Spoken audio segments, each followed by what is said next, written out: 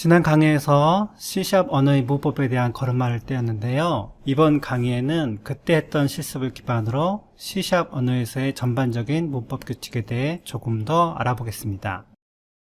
자, 우선 C#의 문법에는 예약어라는 것이 있습니다. 여러분도 이미 지난 강의를 통해 예약어를 배웠습니다. 즉, short, int, long과 같은 데이터 타입 이름들이 모두 예약어입니다. 물론 C샵에는 여러분이 배워야 할 예약어가 아직 많이 남아 있습니다. 그런 것들은 차차 강의가 진행되면서 배우도록 하겠고요.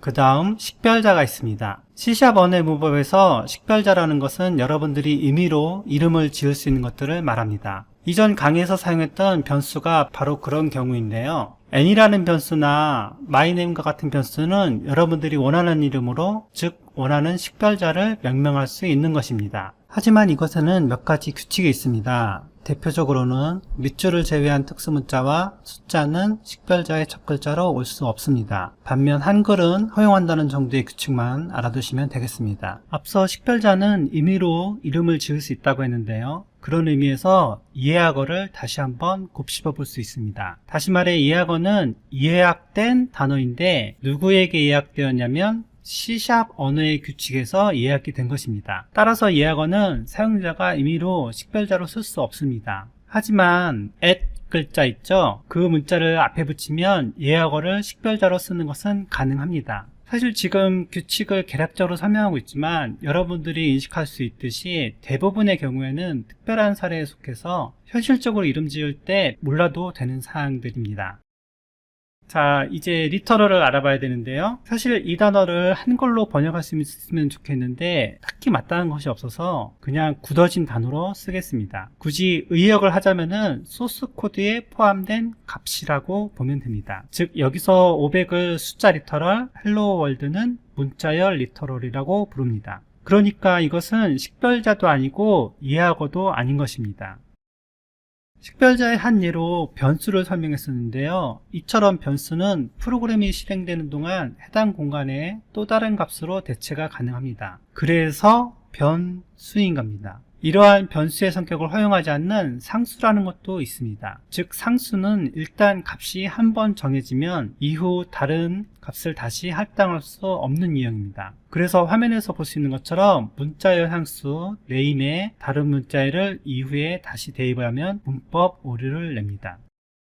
연산자는 여러분이 수학 시간에 배웠던 바로 그 연산자들입니다. 연산자의 특성상 피연산자가 필요하다는 특징이 있는데요. 가령 대입 연산자의 경우에는 반드시 좌측의 값이 보관될 저장소와 우측에는 대입될 값에 대한 피연산자가 필요합니다. 마찬가지로 사측 연산에 대해서도 각각 좌우측에 대한 피연산자를 명시해야 하는데요. 참고로 피연산자의 개수에 따른 구분으로 1항 연산자, 2항 연산자, 3항 연산자 같이 부르기도 합니다. 아직 여러분들이 배운 연산자는 모두 2항 연산자에 해당합니다. 그러니까 P연산자를 2개만 받는다는 거죠. 여기까지 해서 일단 기본 문법 정도는 간략하게 설명을 했습니다. 이제 앞으로의 강의는 사실 위에서 배운 범주 내에서 문법을 확장해서 배우는 정도입니다. 여기서 마무리하는 것이 아쉬우니 이제 사실상 이번 강의의 하이라이트에 속하는 값 형식과 참조 형식에 대해 알아보겠습니다. 지난 강의에서 우리는 C샵에서 제공하는 자료형, 즉 데이터 형식에 대해서 알아봤는데요. 재미있는 것은 이러한 자료형들은 단넷 실행 환경의 동작 방식으로 인해 두 가지 특성으로 나뉘게 된다는 겁니다. 바로 그 두 가지 특성을 이름하여 값 형식 그리고 참조 형식이라고 하는데요. 여러분이 지금까지 배운 자료형 중에는 스트링을 제외하고는 모두 값 형식에 속합니다. 그리고 이렇게 값 형식과 참조 형식의 근본적인 차이를 이해하기 위해서는 스택과 힙이라는 두 가지 저장소를 알아야 합니다. 우선 스택은 주로 C# 컴파일러 수준에서 관리를 하는데 어떻게 관리를 하냐면 여러분들의 소스 코드에 작성한 변수 있었죠? 예를 들어 int 4바이트를 변수를 선언했잖아요. 그럼 C# 컴파일러는 해당 코드가 실행되는 진입점에서 4바이트를 스택에 확보하는 코드를 자동으로 삽입해 줍니다. 그리고 해당 코드가 실행되고 나서 탈출점이 나오면 다시 진입 시에 할당했던 4바이트를 해지하는 코드를 넣어줍니다. 그러니까 스택이란 메모리 할당된 것들은 여러분들이 관리를 할 것이 없는 것입니다. 그리고 이 스택이라는 공간은 매우 제한적이고 스레드마다 할당된다는 특징이 있습니다. 아직 여러분들이 스레드에 대해 배우지 않으셔서 이 말이 어렵게 느껴지실 텐데 일단은 이 부분은 그냥 이렇다고 알고만 넘어가셔도 되겠습니다. 자, 그 다음은 힙이라는 저장소인데 .NET 런타임의 경우 특별히 GC 그러니까 가비지 컬렉터라는 구성 요소가 관리한다고 해서 GC 힙이라고도 부릅니다. 이곳에는 스택과는 비교도 안 되는 큰 메모리를 할당할 수 있고요. 여러분들이 나중에 코딩을 하게 되면 많이 사용하게 될 영역입니다. 재미있는 것은 이것도 여러분들이 C# 코딩을 할 때 GC 힙을 사용할 때 표시는 해도 그것의 사용을 마친 후 해제한다는 표시는 코드로 작성하지 않는다는 점입니다. 왜냐하면 해제는 .NET 런타임의 GC가 어느 순간 사용되지 않는 메모리가 있으면 자동으로 정리를 하기 때문입니다. 그러니까 결국 정리해보면 스택과 힙은 여러분들이 사용은 하겠지만 코딩 시에 메모리의 해제 관련해서는 신경을 안 써도 된다는 특징이 있습니다. 그렇다면 값 형식과 참조 형식에 있어서 스택과 힙은 어떤 역할을 하고 그 차이점이 무엇인지 알아보겠습니다. 자, 여기 코드를 보시면 A라는 변수에 5가 들어가 있고 B에 변수 A를 할당하고 있습니다. 아까 전에 여러분이 배운 자료형 중에 스트링을 제외하고는 모두 값 형식이라고 했죠. 즉 int는 값 형식입니다. 그리고 값 형식의 특징이 이렇게 대입 연산자가 사용되었을 때 그 변수가 포함하고 있는 값이 그대로 복사된다는 점입니다. 여기 보면 A는 B, B는 A라고 해서 각각의 변수가 가리키는 4바이트 메모리 영역에 5를 그대로 포함하고 있습니다. 어찌 보면 이걸 굳이 외울 필요가 없죠. 왜냐하면 보는 바와 같이 여러분들이 직관적으로 그 동작 방식을 예측할 수 있기 때문입니다. 그럼 이걸 여러분들의 뇌 속에 기본 동작으로 인지를 하고 계시고요.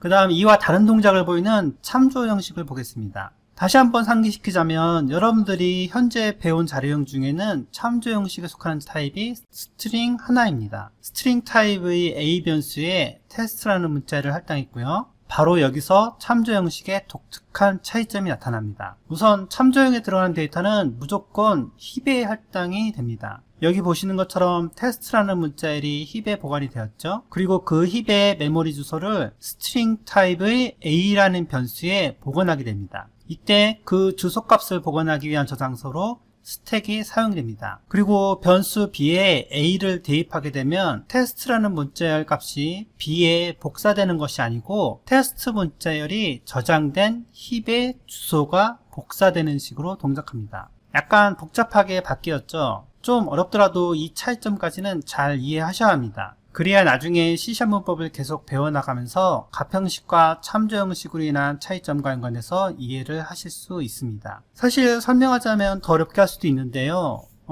그러니까 저랑 약속을 하는 겁니다. 현재는 딱 여기까지만 뭐랄까 그냥 외우셔도 좋고요. 이해를 했다고 최면을 걸고 넘어가도 좋겠습니다. 단지 이렇게 동작한다는 사실만 기억해 두시면 성공한 것입니다. 자, 어떠세요? 이번 강의는 좀 들을만하셨나요? 왠지 점점 재밌어지는 것 같다는 생각을 하신 분도 계실 테고 어떤 분들은 벌써 포기하고 싶은 분들도 계실 텐데요. 부디 몇 분 안 되는 강의 내용에 어렵다고 내려놓지 마시고 다소간의 끈기를 가지고 계속 들어주시길 바랍니다. 나중에는 틀림없이 이런 지식들이 엮이고 통합이 되면서 아하 하는 순간들이 오게 됩니다. 그러면서 이 프로그램이라는 것이 참 재미있는 것이구나 하는 것들을 아마 느끼시지 않을까 싶습니다. 그럼 오늘 배운 내용을 잠시 회상해 보시고요. 다음 강의에서 뵙겠습니다.